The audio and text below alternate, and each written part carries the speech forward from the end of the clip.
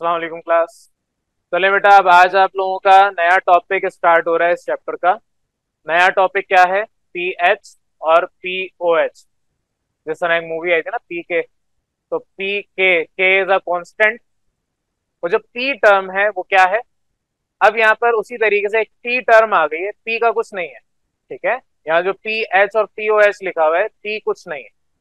P आपके पास आगे चल के दो इसके मतलब बनते हैं। एक इसका मतलब बनेगा पोटेंशियल ऑफ, एक्चुअल जो मतलब है वो है इसका पोटेंशियल ऑफ। दूसरा मतलब हमने इसको न्यूमेरिकली जब सॉल्व करते हैं तो उसके साथ एसोसिएट कर दिया कि माइनस लोगैरिथमिक वैल्यू ऑफ या माइनस लोगैरिथमिक कंसंट्रेशन ऑफ, जो भी है। पी एच और पीओएच ये क्या है, कहाँ से आए, बिल्कुल स्टार्ट से समझा रहा हूँ। आपके पास पीएच मतलब क्या है? Potential of hydrogen. पीओएच का मतलब पोटेंशियल ऑफ हाइड्रोक्सिल। अब जाहिर है हाइड्रोजन आयन और हाइड्रोक्सिल आयन की बात हो रही है। अब अगर मैं आपको बिल्कुल स्टार्ट से समझाऊं तो बिल्कुल स्टार्ट से आपने ये सीखा हुआ है कि इक्विलिब्रियम कांस्टेंट की वैल्यू, अगर मैं वाटर को अलग करूं तो वाटर सबसे पहले तो आयनाइज होगा। आयनाइज किस में होगा? हाइड्रोजन आयन और हाइड्रोक्सिल आयन में। ये वाटर है जो कि आयनाइज हो रहा है। अब वाटर आयनाइज होगा, आयनाइज मतलब अपने आयंस में ब्रेक होगा। आयनाइज होगा तो इस इक्वेशन में जाहिर रिवर्सिबल रिएक्शन है, तो कोई ना कोई एक कांस्टेंट जिसको इक्विलिब्रियम कांस्टेंट कहते हैं वो आएगा। इक्विलिब्रियम कांस्टेंट आपने पढ़ा हुआ है के सी से रिप्रेजेंट होता है, और ये रेशो है बिटवीन कंसंट्रेशन यानी active masses of product divide by active masses of reactants. तो यहाँ पर आपके पास प्रोडक्ट हाइड्रोजन आयन और हाइड्रोक्सिल आयन है, तो आप इन दोनों का प्रोडक्ट यानी इन दोनों को मल्टीप्लाई कर देंगे। और रिएक्टेंट यहाँ पर इस केस में वाटर है। अब क्योंकि ये आयंस हैं प्रोडक्ट साइड में और रिएक्टेंट साइड में ये लिक्विड है। अब अगर आपने ग्लास में पानी भर के रखा हुआ है, ऐसा तो नहीं हो रहा है ग्लास में पानी भरा हुआ है आपने और वो हाइड्रोजन अपनी मर्जी से निकाल रहा है, हाइड्रोक्सिल अपनी मर्जी से निकाल रहा है। एक घुट आपने पिया, हाइड्रोजन आयन ज्यादा निकल गए, तो पानी आपके पास पीने के बाद थोड़ा सा खट्टा महसूस हो रहा है। और अगले ही घुट में हाइड्रोक्सिल आयन ज्यादा निकल गए, तो आपने पानी पिया तो पता चला वो कड़वा महसूस हो रहा है। ऐसा तो हो नहीं रहा। आपका पानी न्यूट्रल होता है। न्यूट्रल का मतलब क्या है? ना वो बिला वजह हाइड्रोजन आयन इजाफी निकाल रहे, ना ही हाइड्रोक्सिल आयन इजाफी निकाल रहे। हाँ, रिएक्शन आपके पास हो रहा है, लेकिन इंतहाई थोड़ी मिकदार में हाइड्रोजन और हाइड्रोक्सिल आयन निकल रहे हैं। तो इंतहाई थोड़ी मिकदार का मतलब नेग्लिजिबल अमाउंट ऑफ कंसंट्रेशन है। नेग्लिजिबल का मतलब जिसको आप निग्लेक्ट कर सकते हैं। फॉर एग्जाम्पल, क्लास में अगर कोई बच्चा बिला वजह पागल हो गया है, शोर मचा रहा है, तो आप उसको निग्लेक्ट करेंगे। या घर पे अगर आप चलें, घर पे नहीं है, बाहर रेस्टोरेंट में खाना खाने गए, वहां पे छोटे बच्चे शोर मचा रहे हैं, तो आप क्या करते हैं? निग्लेक्ट करते हैं उनको। अब वो छोटे बच्चे जाके आप उनको डांट क्या मार थोड़ी सकते हैं। ये थोड़ी कहेंगे बैठ के चुप हो जाओ, खाना खाने दो, या जो भी आप कर रहे हैं। आप क्या करते हैं? निग्लेक्ट करते हैं। निग्लेक्ट का मतलब उसका असर नहीं होता। तो आपके पानी में हाइड्रोजन आयन और हाइड्रोक्सिल आयन की कंसंट्रेशन इतनी कम होती है, इतनी मामूली होती है, जिसका ओवरऑल अगर हम रिएक्शन में इफेक्ट देखें तो वो ना होने के बराबर है। फिर भी अगर हम इसमें सिंप्लीफिकेशन करना चाहें तो आपके पास यहाँ पर, क्योंकि ये तो कांस्टेंट ही रहेगा। अगर आपने एक गिलास पानी रखा था, वो एक गिलास पानी अगले दिन भी एक गिलास ही रहेगा, अगर वो एवेपोरेशन ना उसमें हो रही हो। अगर आपने किसी तरीके से उसमें इवेपोरेशन रोक दिए तो पानी जितना था उतना ही लेवल पे रहेगा। और अगर वो फॉर एग्जाम्पल इवेपोरेट भी हो गया तो इवेपोरेट होने पर भी वो वाटर ही रहेगा। वाटर आपका H2O ही रहेगा, वो हाइड्रोजन और हाइड्रोक्सिल अलग नहीं होगा। इवेपोरेशन में भी सिर्फ स्टेट ऑफ मैटर चेंज हो रही है, आयनाइजेशन नहीं हो रही। तो आपके पास यहाँ पर जो कंसंट्रेशन है वाटर की वो कांस्टेंट है। अगर मैं उसको यहाँ भेज दूं, के सी के साथ मल्टीप्लाई करवा दूं कंसंट्रेशन ऑफ वाटर, तो क्योंकि कंसंट्रेशन ऑफ वाटर कांस्टेंट है through out the reaction. Through out the reaction का मतलब अगर रिएक्शन लेट सपोज 10 घंटे का था, तो 10 घंटे तक कंसंट्रेशन वाटर की चेंज नहीं हुई। तो आपके पास ये जो हाइड्रोजन और हाइड्रोक्सिल आयन है, जिसकी वजह से एसिड और बेस आप मुकर्रर कर रहे हैं कि अगर हाइड्रोजन आयन निकल रहा है तो वो एसिड है, हाइड्रोक्सिल आयन निकल रहा है तो वो बेस है। अगर आप पानी की मिसाल लें तो पानी में ये दोनों पाए जाते हैं। आगे चल के वाटर के अलावा आप HCl ले सकते हैं, उसमें सिर्फ एसिड मिलेगा। आप NaOH ले सकते हैं, KOH ले सकते हैं, कोई भी और चीज ले सकते हैं, उसमें सिर्फ हाइड्रोक्सिल आयन निकलेंगे। अभी हम बात कर रहे हैं वाटर की। वाटर में आपके पास यहाँ पर जो H2O है, वाटर लिक्विड, ये लिक्विड, इसकी concentration through out the reaction constant है। तो जब दो कांस्टेंट आपस में मल्टीप्लाई होंगे, यानी कि पूरे 10 घंटे में हो सकता है इसकी वैल्यू चेंज हो जाए। 4 घंटे तक ये कोई और वैल्यू रखता था, 5वें घंटे कोई और वैल्यू हो गई। इसी तरीके से इसकी भी कोई ना कोई वैल्यू चेंज हो रही है। लेकिन आप देख रहे हैं 10 के 10 घंटे जो रिएक्शन हुआ है, उस 10 के 10 घंटे में आपकी ये कंसेंट्रेशन कांस्टेंट है। और जब दो कांस्टेंट आपस में मल्टीप्लाई होते हैं तो एक और नया कांस्टेंट आता है। टू एक कांस्टेंट है, एग्जांपल दे रहा हूँ, टू एक नंबर कांस्टेंट है, थ्री दूसरा नंबर कांस्टेंट है। जब मल्टीप्लाई करेंगे आंसर 6 आएगा, ये भी तो कांस्टेंट ही है। तो जब दो वैल्यूज, दो कांस्टेंट टर्म्स आपस में मल्टीप्लाई होंगी, तो जो नई टर्म आएगी वो भी कांस्टेंट ही होगी। इसको आप के डब्ल्यू कहते हैं। के डब्ल्यू का मतलब क्या है? आयन या ionic product constant of water. जैसे कि के सी का मतलब क्या है? Equilibrium constant. सी क्यों लगाते हैं? एट कांस्टेंट कंसेंट्रेशन, या कांस्टेंट कंसेंट्रेशन ना भी बोले तो एट अ पर्टिकुलर कंसेंट्रेशन। यहाँ पर सी का मतलब है कि कंसेंट्रेशन को आप रिलेट कर रहे हैं। जाहिर है आपका के सी के पूरे फॉर्मूले कंसेंट्रेशन को रिलेट किया जा रहा है। अब यहाँ पर नीचे डब्ल्यू का मतलब क्या है? के तो कांस्टेंट के लिए यूज हो रहा है, तो के का मतलब कांस्टेंट है, नीचे डब्ल्यू, ताकि आपको याद रहे ये आप बात कर रहे हैं विद रिस्पेक्ट टू वाटर। तो इसका पूरा नाम क्या है? Ionic product constant of water. Ionic product constant, product constant मतलब क्या है? दोनों ने आपस में मल्टीप्लाई किया है, अब प्रोडक्ट होने के बाद कांस्टेंट आया है, एक मतलब ये। दूसरा मतलब इसकी वैल्यू भी एंड में जो आ रही है वो प्रोडक्ट साइड की ही आ रही है। आप जितने इसके मतलब निकालना चाह रहे हैं, मतलब का मतलब ये नहीं कि आपने इसको कोई ना कोई प्रॉपर डिफाइन करना है, इसका मतलब ये है कि आप इसको याद करने के लिए चीजों को लिंक करें। के डब्ल्यू का मतलब डब्ल्यू रिप्रेजेंट कर रहा है फॉर वाटर, कांस्टेंट के इसलिए लिखा हुआ है कांस्टेंट है। कौन सा कांस्टेंट है? Ionic product constant. Ionic product का मतलब क्या? दो आयन्स आपस में प्रोडक्ट लिए जा रहे हैं, मल्टीप्लाई किए जा रहे हैं, प्रोडक्ट का मतलब ionic product constant of water. तो ये सिंपल सी आपके पास एक इक्वेशन है, एक रिलेशन है जो कि आपको ड्राइव करना था। आपकी किताब ने भी किया हुआ है, हम एंड में किताब या नोट्स पे आएंगे। बहरहाल आपके पास के डब्ल्यू यहां से आया। के डब्ल्यू क्या है? Ionic product constant of water. और ये जो आयनिक प्रोडक्ट कांस्टेंट की वैल्यू है, के डब्ल्यू की वैल्यू, इट इज 1 × 10⁻⁻14 मोल पर लीटर या मोल पर डीएम क्यूब। इस मोल पर डीएम क्यूब या मोल पर लीटर को आप कैपिटल एम इससे भी रिप्रेजेंट कर सकते हैं। तो यहाँ पर आपके पास ये जो वैल्यू है के डब्ल्यू की, के डब्ल्यू क्या है? Ionic product constant of water. इसकी वैल्यू आपने एक्सपेरिमेंटली निकाल ली, ये आती है। मजीद आगे यहाँ पर ये भी समझना है कि जो भी आपका रिएक्टेंट अगर प्रोडक्ट में कन्वर्ट कर रहा है, तो अगर मेरे पास इनिशियली यानी ये रिएक्टेंट साइड पे जितने नंबर ऑफ मोल्स हैं और प्रोडक्ट साइड पे अगर सेम नंबर ऑफ मोल्स हैं, तो इसका मतलब दोनों की कंसंट्रेशन सेम होगी। यानी कि जो आपके पास यहाँ पर वाटर पड़ा हुआ है पहले से, ये 1 मोल है, तो 1 मोल ही हाइड्रोजन आयन प्रोड्यूस करेगा और 1 मोल ही हाइड्रोक्सिल आयन प्रोड्यूस करेगा। ऐसा नहीं है कि वहां पर दो हाइड्रोजन और अलग से एक ऑक्सीजन आ जाए। ऑल्दो होने को तो हो सकता है, लेकिन ऐसा होगा नहीं। सबसे पहले हाइड्रोजन एक अलग होगा और हाइड्रोक्सिल आयन एक अलग होगा। तो 1 mole of water will produce 1 mole of hydrogen ion and 1 mole of hydroxyl ion. उसकी वजह से आप ये कहेंगे कि मेरे पास क्योंकि ये चीज ब्रेक हो रही है इक्वल पार्ट्स में, इक्वल पार्ट्स में ब्रेक हो रही है, तो जो कंसंट्रेशन हाइड्रोजन की आएगी, जो कंसंट्रेशन रिएक्शन में प्रोडक्ट साइड पे हाइड्रोजन की आएगी, सेम वही कंसंट्रेशन हाइड्रोक्सिल आयन की भी आएगी। ये चीज, ये जुमला याद रखना है कि आगे न्यूमेरिकल्स में भी हम ये चीजें देखेंगे कि अगर मेरे पास कोई भी रिएक्शन हो रहा है और वो इक्वल अमाउंट्स ऑफ यानी कि equal number of moles produce कर रहा है प्रोडक्ट साइड पे, तो उस वक्त आपके पास कंसंट्रेशन भी बराबर होंगी। इस केस में, इस इक्वेशन में जो कंसंट्रेशन हाइड्रोजन आयन की है वही कंसंट्रेशन हाइड्रोक्सिल आयन की भी है। ये एक्सपेरिमेंटली भी प्रूवन है और वैसे लॉजिकली भी आप इसको समझ सकते हैं।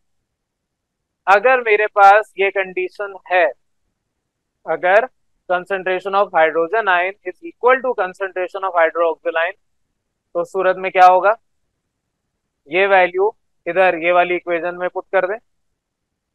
तो इधर इक्वेशन में पुट करने पर सारी वैल्यूज पुट कर रहा हूँ, 1 × 10⁻⁻14 will be equal to concentration of hydrogen ion multiply by concentration of hydrogen ion.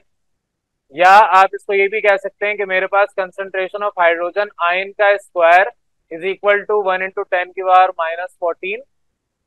और एंड में आप क्योंकि मैथ्स सीख भी रहे हैं और यहाँ तक तो आपको आता भी है, तो आपके पास स्क्वायर जब हटता है तो दूसरी तरफ प्लस माइनस आता है, क्योंकि यहाँ पर आप मैथमेटिकल वैल्यू नहीं निकाल रहे, आप यहाँ पर कंसंट्रेशन निकाल रहे हैं। तो कंसंट्रेशन नेगेटिव में यहाँ पर रिप्रेजेंट करता है या तो इंक्रीज या डिक्रीज। नेगेटिव साइन रिप्रेजेंट करेगा डिक्रीज इन कंसंट्रेशन, वो भी rate of decrease in concentration represent करेगा। तो बहरहाल आपके पास यहाँ पर प्लस ही वैल्यू रहेगी, माइनस नहीं रहेगी। अभी हम मैथ नहीं पढ़ रहे, अभी हम केमिस्ट्री पढ़ रहे हैं। तो केमिस्ट्री के अंदर आप दो वैल्यूज नहीं रखते, एक ही वैल्यू रखते हैं और मोस्टली आप पॉजिटिव वैल्यू रखते हैं। कुछ जगहों पर जहाँ स्पेसिफिक नीड होती है, वो जब टॉपिक आएगा वहां पर हम तब बात कर लेंगे। अभी फिलहाल स्क्वायर हटा, दूसरी साइड पर अंडर रूट, सिंप्लीफाई कर लें। आपके पास 1 × 10 की पावर, क्योंकि 1 की पावर कुछ भी हो 1 बाहर आ जाएगा, -14 मल्टीप्लाई 1/2। तो एंड में आपके आंसर 1 × 10 की पावर -7 मोलर या मोल पर डीएम क्यूब या मोल पर लीटर जो आपका दिखता है, ये आपकी हाइड्रोजन आयन कंसंट्रेशन आ गई। तो वाटर मॉलिक्यूल जब भी आयनाइज होगा तो आपके हाइड्रोजन की कंसंट्रेशन कुछ इस तरीके से आएगी। और सिमिलरली क्योंकि आपने कहा था कि हाइड्रोजन आयन बराबर है हाइड्रोक्सिल आयन की कंसंट्रेशन के, तो आप ये भी कह सकते हैं कि मेरे पास हाइड्रोक्सिल आयन की concentration it is also equal to 1 × 10 की पावर -7 मोलर। तो आपने कंसंट्रेशन निकालना भी सीख ली। अब आ रहे हैं इसके आगे टॉपिक पे, that is pH and pOH. लेकिन पहले ये चीजें क्लियर हो जानी चाहिए कि आपको सबसे पहले तो आयनिक प्रोडक्ट कांस्टेंट पता हो वाटर का क्या है, फिर उसके बाद कंसंट्रेशन कैसे सिंप्लीफाई करते हैं ये आपको पता होना चाहिए। तो अगर यहाँ तक आपको क्लियर है तो पहले मैं आपकी किताब पे आ रहा हूँ, किताब को यहाँ तक हम पहले डिस्कस कर रहे हैं, फिर उसके बाद इसकी बेसिस पे मैं पीएच और पीओएच सिखाऊंगा। तो अपने किताब पे आ जाए या नोट्स है तो नोट्स पे आ जाए। बहरहाल आयनाइजेशन ऑफ वाटर समझ आ गया सबको।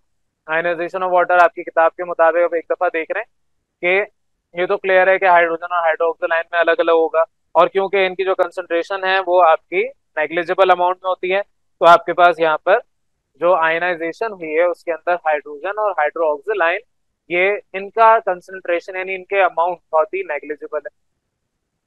तो यहाँ पर आपके पास जो हाइड्रोजन है वो बेसिकली एसिड को रिप्रेजेंट कर रहा है, जो हाइड्रोक्सिल आयन है वो बेसिकली बेस को रिप्रेजेंट कर रहा है। तो किसी भी रिएक्शन में आपके अगर हाइड्रोजन आयन निकल रहे हैं इन एन एक्वस सोल्यूशन तो एसिड है, और किसी भी रिएक्शन में अगर हाइड्रोक्सिल आयन निकल रहे हैं इन एन एक्वस सोल्यूशन तो वो बेस है। वाटर क्योंकि एक वाहिद ऐसा सब्सटेंस है जिसमें ये दोनों कैरेक्टरिस्टिक पाई जाती हैं, ये हाइड्रोजन भी निकालता है, हाइड्रोजन आयन, और हाइड्रोक्सिल आयन भी निकालता है, इसलिए आपने वाटर की आयनाइजेशन की है। बहरहाल आपके पास यहाँ पर अगर किताब देखें तो ये सारी चीजें आपको बताई हुई हैं। इसके अलावा भी आप सब्सटेंसेस ले सकते हैं, लेकिन फिर कंसंट्रेशन चेंज हो जाएगी। अगर फॉर एग्जांपल HCl ले लें, HCl को रिएक्ट करवा दें वाटर के साथ, अब यहाँ पर HCl अगर रिएक्ट होगा तो water as a base consider होगा।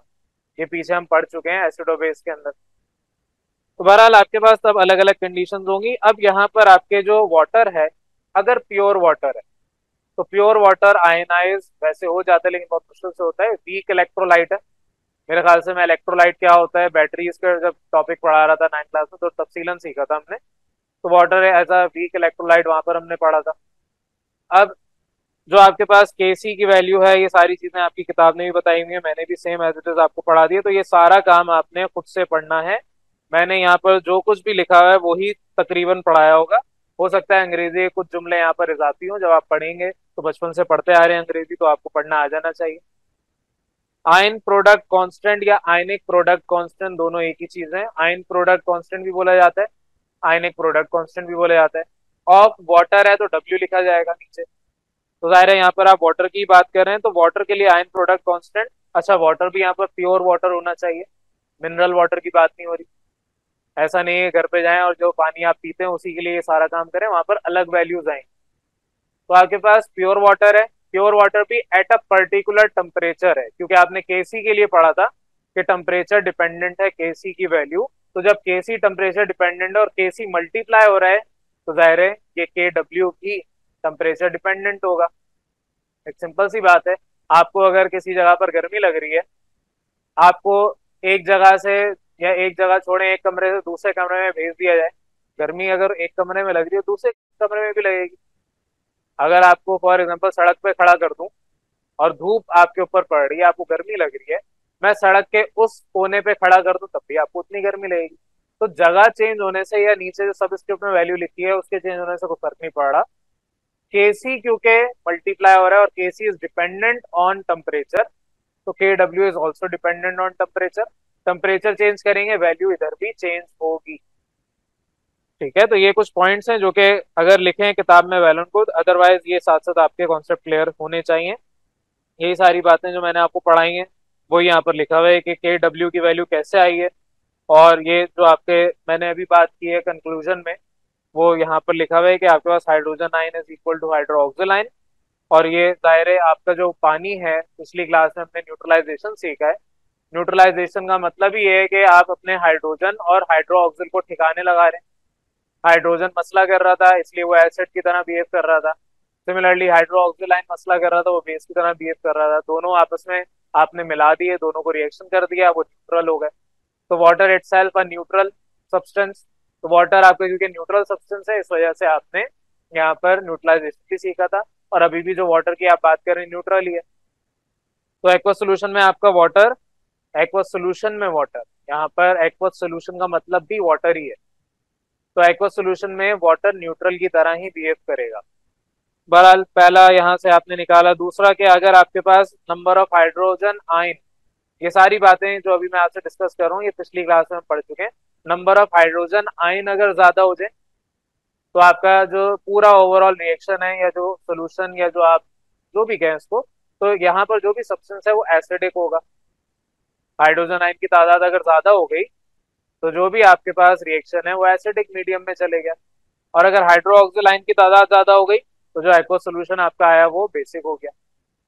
तो यहाँ पर अगर इसी एग्जांपल में बात करूं, किसी तरीके से, मैं ये नहीं कह रहा कि इधर, अगर किसी भी तरीके से एक हाइड्रोजन आयन यहाँ पर है और बदले में एक हाइड्रोक्सिल आयन है, किसी तरीके से हाइड्रोजन आयन 4 हो जाए और एक हाइड्रोक्सिल आयन रहे।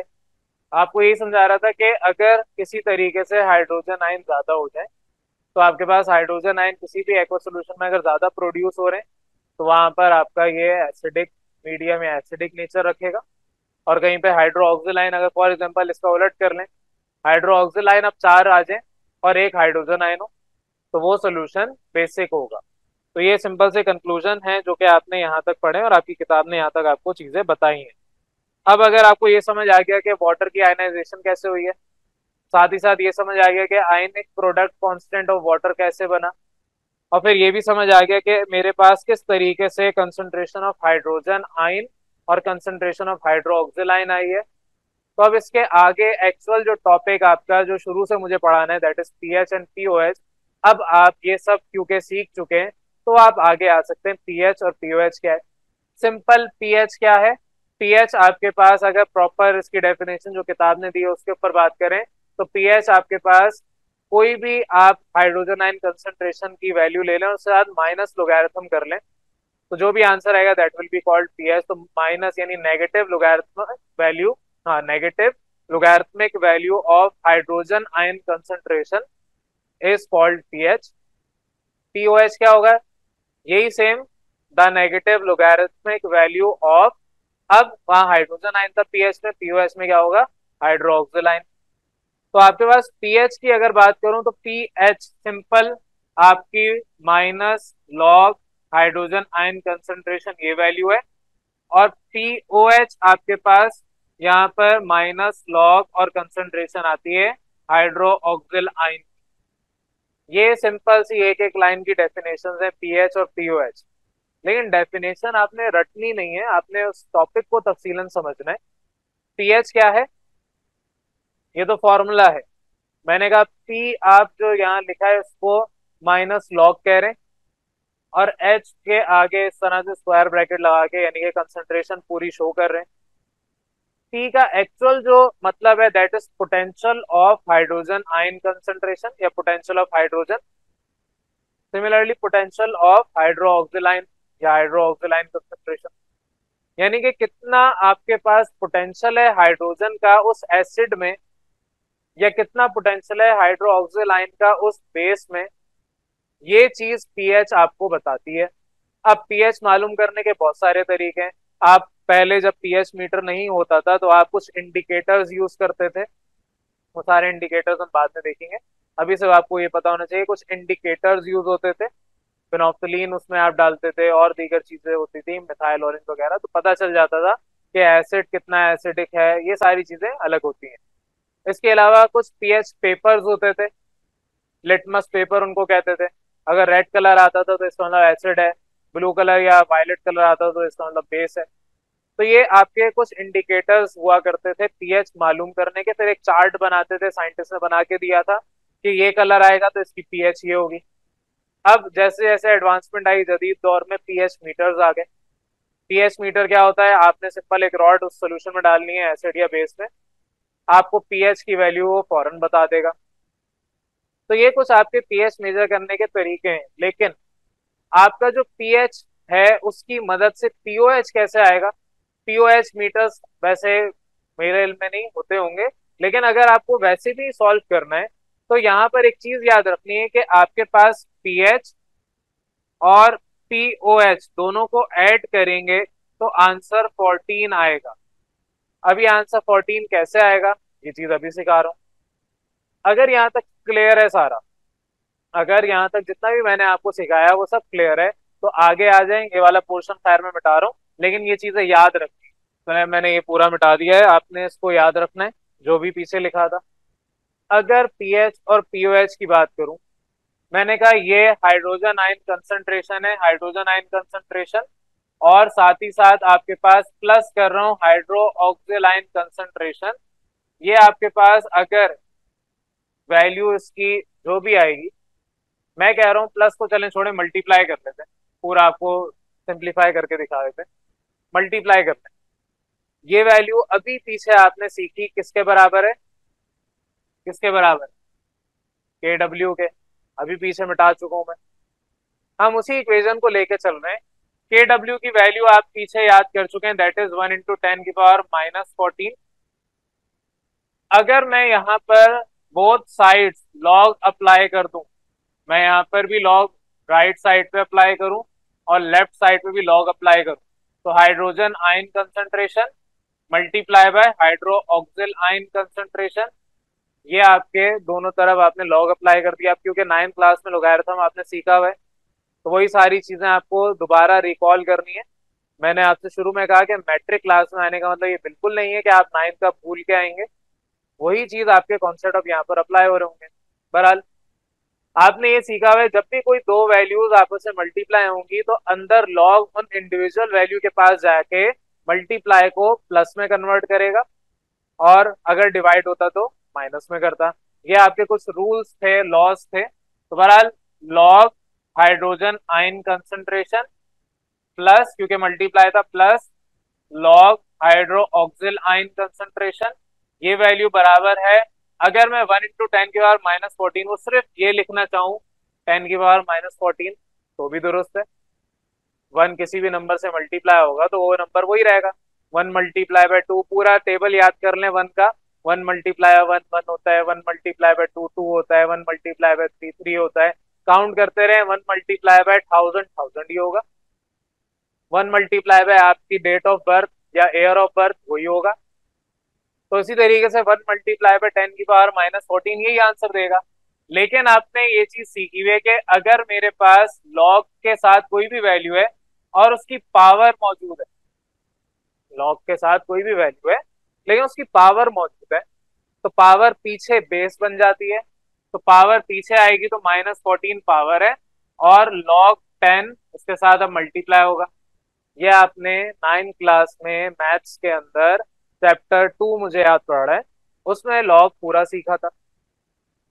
लेफ्ट साइड पे आपका ये जो लॉग हाइड्रोजन आयन कंसंट्रेशन है ये एज इट इज, ये चेंज नहीं हो रहा अभी। क्यों चेंज नहीं हो रहा ये बाद में डिस्कस करेंगे। अभी फिलहाल आपके पास ये value left side as it is. अब log 10 ये वैल्यू आपने निकाली थी, अगर किसी को याद नहीं है तो log 10 कैलकुलेटर में पुट करें, आंसर 1 आएगा। अदरवाइज आपने ये याद किया हुआ है कि log 10 होता है 1। तो बहरहाल -14 मल्टीप्लाई बाय 1 क्या आंसर देगा? -14। अभी बताया 1 किसी भी नंबर से मल्टीप्लाई हो नंबर वही रहता है। और यहाँ पर जो माइनस साइन है, अगर उस साइड में मैं भेज दूं, अगर ये माइनस साइन, ये मैं स्टेप नहीं लिख रहा, क्वेश्चन मार्क डाल रहा हूं, ये ऊपर जो लिखा है एज इट इज आ जाएगा।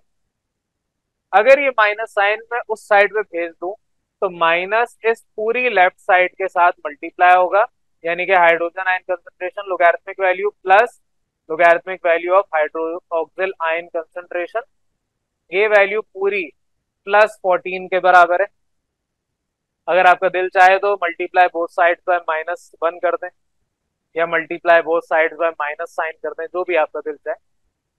अब मैं क्या कह रहा हूं, अब इस माइनस साइन को जाहिर ब्रैकेट के अंदर भेजना है, तो minus log hydrogen ion concentration plus ये एक ब्रैकेट बना रहा हूं, प्लस दूसरी bracket minus log hydroxyl ion concentration कह रहा हूं इज इक्वल टू 14।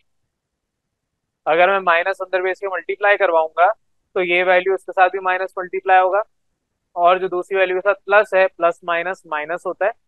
मैं क्या कर रहा हूं, मैं लॉग के साथ माइनस लिख रहा हूं और ब्रैकेट के बाहर प्लस कर रहा हूं।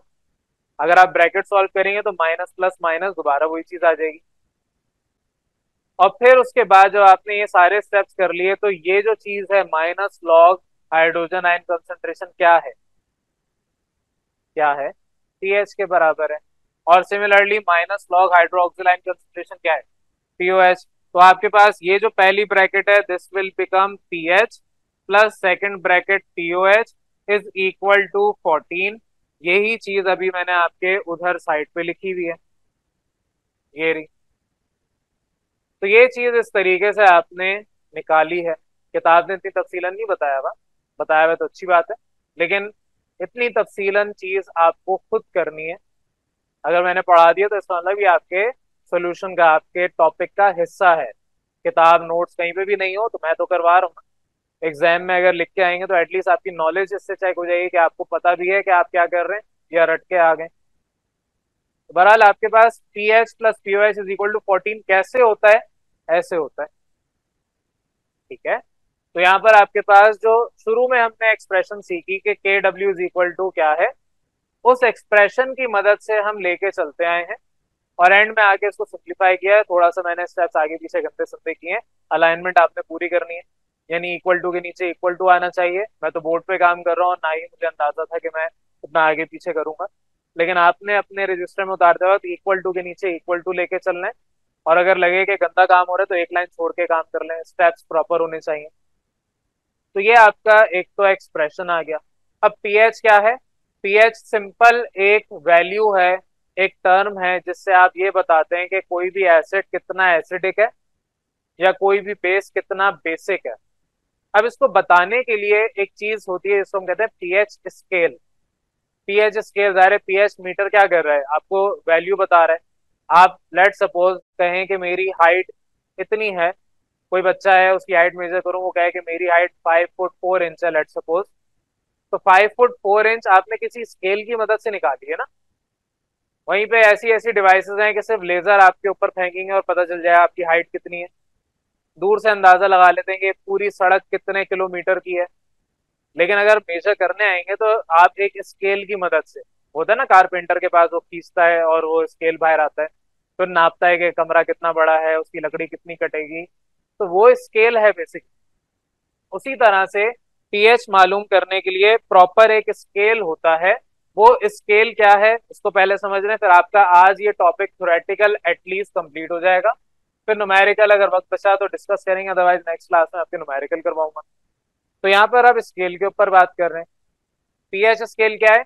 आपका एक स्केल है जिसमें वैल्यू स्टार्ट होती है 0 से और 14 तक जाती है। तो आपके पास स्टार्ट 0 से होगी, फिर 1, फिर 2, इस तरह करते करते 3, 4, 5, 6, 7। 7 के बाद आपके पास, चले से पूरा लिख रहे हैं, 3, 4, 5, यहाँ पर इसको 6 आना चाहिए, और फिर उसके बाद थोड़ा सा ये 7। 7 के बाद 8, 9, 10, 11, 12, 13 और आखिरी 14। ये आपके पास एक पीएच स्केल होता है जिसमें मैक्सिमम वैल्यू 14 होती है। हो सकता है कि आपके पास इस तरह का ना हो, प्रॉपर हो, मैंने तो रफ सा बनाया है, लेकिन स्केल कुछ इसी तरीके का होता है। अब इसमें 7 का मतलब है न्यूट्रल, यानी अगर आपकी पीएच जो कैलकुलेट की उसमें आंसर आया 7, तो 7 का मतलब कि आंसर जो भी आपका है इट मीन्स कि ये न्यूट्रल है। अगर 7 से छोटी वैल्यू है, लेस देन 7 है, लेस देन 7 का मतलब क्या है? 7 से छोटी 6.8, 6.9 या और भी पीछे चले जाएं 0 तक, इसका मतलब क्या, आपके पास जो भी सब्सटेंस है दैट इज एसिड या एसिडिक। और फिर उसके बाद यहाँ पर जो आपके 14 तक वैल्यू जा रही है, तो 14 का मतलब कि अगर 7 से बड़ी है, 7.2, 7.3 या और आगे चले जाएं 14 तक, तो इसका मतलब कि सोल्यूशन बेसिक है। This is your pH scale. ये आपका पीएच स्केल है। पीएच स्केल में 0 या 1 से वैल्यू स्टार्ट करेंगे। चलो बेटा वापस आ जाएं, चीजें आपकी खराब हो रही हैं आजकल लाइट की वजह से। अब आपको मैं जो पढ़ा रहा था वो पीएच स्केल पढ़ा रहा था। अब मुझे नहीं पता लास्ट पॉइंट मैंने कहाँ तक आपको कवर करवाया है, दोबारा आगे समझा रहा हूँ। पीएच आपके पास अगर 7 से कम है, 7 से लेस है, 0 से 7 के दरमियान है, तो वो एसिड है। अगर किसी सब्सटेंस की पीएच एग्जैक्टली 7 है तो वो कहलाता है न्यूट्रल, जैसे कि पानी। और अगर पीएच आपकी 7 से ज्यादा है 14 तक, यानी कि 7.2 और इस तरह से ऊपर करते जाएं, तो इसका मतलब वो बेस है, बेसिक नेचर रखता है। तो ये एसिड, बेस और न्यूट्रल वैल्यू को मालूम करने के लिए आप पीएच स्केल का इस्तेमाल करते हैं। इसी तरह का एक और स्केल होता है पीओएच स्केल। उसमें वैल्यू 14 से स्टार्ट होगी, यानी जो पीएच स्केल है उसकी 0 वाली वैल्यू 14th वैल्यू है, जो फर्स्ट वैल्यू है वो 13, इस तरह से 12, फिर 11, फिर 10, 9, 8, 7, 6, 5, 4, 3, 2, 1, 0। अब इसका मतलब क्या है? पीओएच स्केल की बात हो रही है। पीओएच में अगर किसी सब्सटेंस की वैल्यू 7 है तो अगेन इट इज न्यूट्रल। अगर 7 से बड़ी है 14 तक इट इज एसिड, और अगर 7 से छोटी है 0 तक इट इज बेस। तो पीओएच, ओएच बेस को रिप्रेजेंट कर रहा है, तो पीओएच का मतलब ये अगर 1 या 0 या 2 जो भी वैल्यू है, इसका मतलब ये इंतहाई बेसिक है। 7 का मतलब दोनों में सेम है, और 7 और 14 के दरमियान का मतलब ये एसिडिक नेचर रखता है। तो ये सिंपल सा आपके पास एक स्केल है पीएच और पीओएच स्केल। पीएच स्केल समझ आ गया, उसी को एग्जैक्टली अपोजिट कर लें, पीओएच आ जाएगा। तो पहले यहाँ तक जो कुछ भी पढ़ाया उसमें किसी को कंफ्यूजन है तो डिस्कस करें, फिर उसके बाद आपकी किताब पे आते हैं। चलें अब अपने किताब को देख लें, किताब या नोट्स जो भी आपके पास है। पीएच में आपको बता चुका हूँ क्या होता है। पीएच आपके पास एक साइंटिस्ट थे, उन्होंने, साइंटिस्ट कहें या केमिस्ट कहें, डेनिश साइंटिस्ट या डेनिश केमिस्ट थे। नाम यहाँ पर लिखा हुआ है, दिया हुआ है, सोरेन पीडर लॉरेट्स और सोरेंसन। अब हो सकता है मैं आपकी प्रोनाउंसिएशन गलत कर रहा हूँ, हो सकता है, माइट बी पॉसिबल, या सही भी कर रहा हूँ।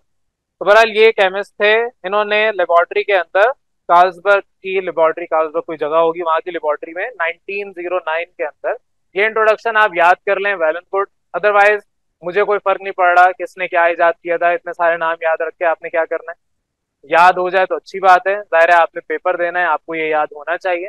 मुझे याद करने की जरूरत नहीं, आप भी भूल जाएंगे। अभी इस वक्त मैं आपसे कहूँ 9th क्लास में जितने भी साइंटिफिक आपने कंट्रीब्यूशन याद की थी साइंटिस्ट की, वो आपको याद नहीं होंगी। इस वक्त अगर मैं आपसे पूछूं जाबिर बिन अयान ने क्या किया था, हो सकता है एक दो को याद हो, बाकी सब भूले बैठे हो। याद रखने से कोई फर्क नहीं पड़ रहा। हाँ, जब तक आपको याद रखना है तब तक तो याद रखना है। मैट्रिक क्लास में अगर ये लिखना है तो आपको याद होना चाहिए। बहरहाल पीएच बता चुका हूँ क्या है। पीएच, टी का मतलब पोटेंशियल ऑफ, एच का मतलब हाइड्रोजन। सिमिलरली पीओएच में भी यही काम होगा। पीएच रिप्रेजेंट करता है एसिडिटी को, एसिडिक नेचर को। एसिडिटी को या पीएच से आप बेसिसिटी भी निकाल सकते हैं, कितना बेसिक है। पीएच स्केल से ही बेस भी पता चल जाती है। तो इसी तरीके से आपका पीओएच भी सेम यही चीज निकाल के देता है। बाकी आपकी डेफिनेशन में बता चुका हूँ, नेगेटिव लोगैरिथमिक वैल्यू ऑफ, या आप ये भी कह सकते हैं negative logarithm of molar concentration of hydrogen ion pH है, और molar concentration of hydroxyl ion pOH है। ये आपके पास पीएच और पीओएच की डेफिनेशन पीछे पढ़ा चुका हूँ। पीएच स्केल मैंने डिस्कस कर लिया, न्यूट्रल 7 पे वैल्यू होती है। अगर पीएच स्केल की बात कर रहा हूँ तो एसिडिक 7 से लेस होगा, बेसिक 7 से ग्रेटर होगा। और मैंने साथ ही साथ आपको टेबल भी रफ सा बना के दे दिया, बाकी आप नेट पे या किताब में देखेंगे तो आपको अच्छा सा मिल भी जाएगा। ये सिंपल सा आज आपका, सिंपल तो खैर था लेकिन बहुत बड़ा टॉपिक मैंने इसको कर दिया है क्योंकि डेप्थ में हमने समझा है। बीच में आपके कैमरे भी बंद होते रहे, लाइट भी आपकी आती जाती रही है, लेकिन बहरहाल टॉपिक आपका एक सिंपल सा था, दैट इज पीएच और पीओएच का कॉन्सेप्ट। तो आज हमने बिल्कुल बेसिक शुरू से, जिस तरह नर्सरी क्लास से यहाँ तक आप पढ़ते हुए आए हैं, तो बेसिक से स्टार्ट किया था। नर्सरी क्लास में जाते ही केमिस्ट्री आपको नहीं पढ़ा दी गई थी, उसी तरीके से आज हमने डायरेक्ट पीएच और पीओएच नहीं सीखा, बिल्कुल बेसिक से आयनाइजेशन से यहाँ तक आए। अब क्योंकि ये सारा काम मैंने आज आपको समझाया है, आपकी जिम्मेदारी क्या है, कल घर पे, कल सम्राट आज ही घर पे जाके कल तक याद करके आना। कल जब आप याद करके आएंगे तो होपफुली मैं आपको इसके न्यूमेरिकल्स समझाऊंगा, न्यूमेरिकल्स करवाऊंगा।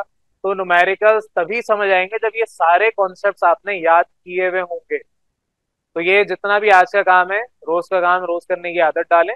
आज का काम कल पे नहीं टालना होता, आज का काम आज ही करके सोना होता है।